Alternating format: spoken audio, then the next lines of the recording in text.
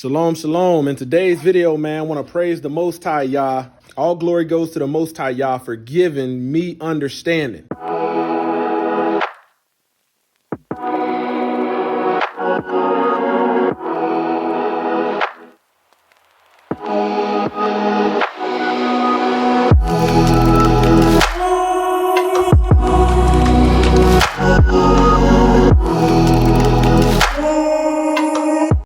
Man, I'm out here fixing, pretty much fixed this doggone garage door. So what was happening was the garage door wouldn't open and shut. And I've never worked on garage doors, but man, I can build engines. I can work on small engines. I can rebuild transmission, replace electrical outlets. So what I noticed was we got the sensors fixed, so where you got that green light, and if your garage won't open, chances are you got a red light on there, and one of them wires could have come undone. So when we let's see this right here, when we moved in this house, sometimes these wires that are ran from the wall are undone and they splice them together. I need to put some electrical tape on that, but that green light is what you want, and you have to line them up. But what we got here is a very poorly hung Genie garage door system.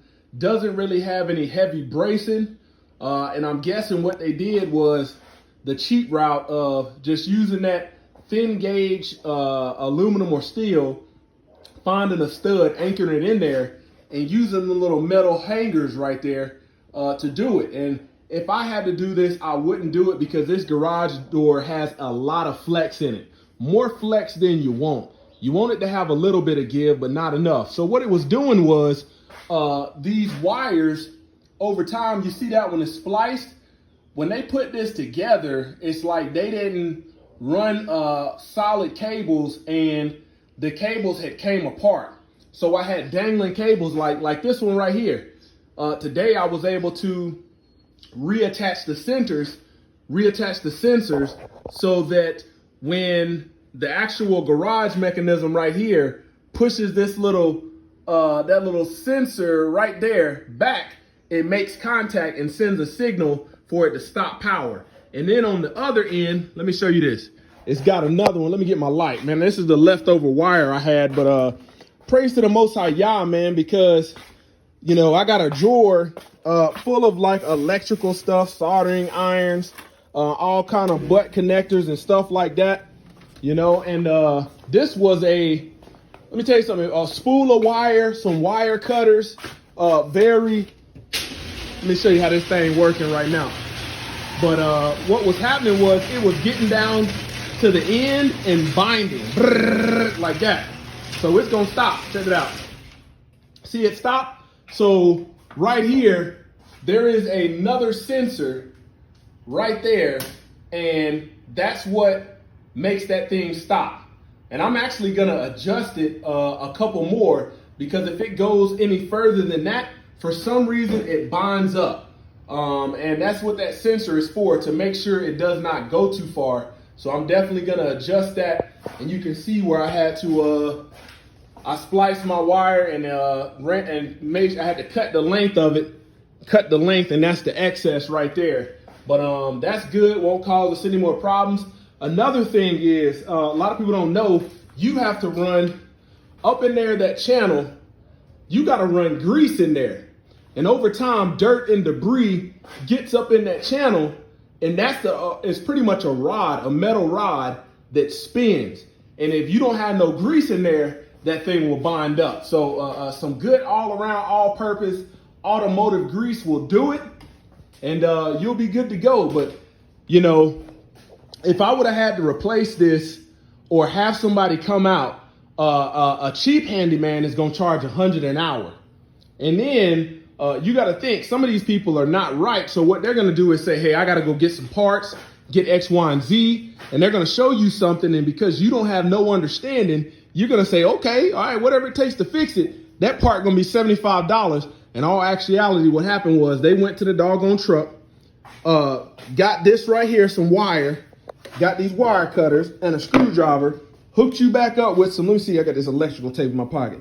They hooked you up with this electrical tape and then charged you $225 for the labor to actually do it. $100, they're gonna spend an hour doing diagnostic. I gotta look up the model type and then coming back and they're gonna see what it is.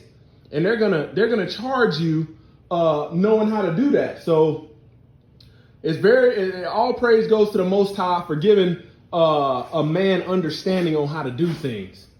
We was able to do that, and like I said, save money by getting out here laboring with your hand, getting out here figuring some stuff apart. Nobody ever became a good technician or a good mechanic by sitting back watching other people do it. At some point, you got to put your hands to the plow, get out there and actually labor and get it done. Because let me tell you something, if that wouldn't have worked, you know, the next bet was to disconnect the wires that I spliced together and swap them, you know, flip-flop the ends that I put together to make sure, because if the sensors wouldn't have been given a read, the garage wouldn't stop. And that's the sensor right there. So let me shine that light on there so you can get a good look at that thing.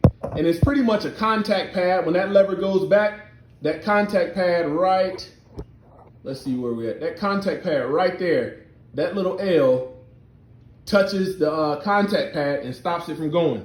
But there you have it right there. Easy fix, man. I'm gonna adjust this thing one more time. And you see, before this, my garage would not shut flush.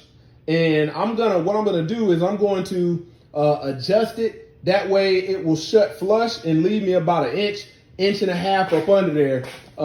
You know, maybe a little bit more than that, because the guineas like to come in the garage and feed on the any kind of crumbs or goat feed. Like we got all the animal feed right here. They like to come, you know, so you see they've been around there eating. But I'm gonna get back to it, and all praise to the Most High. Y'all get this thing an adjustment and we'll be good to go.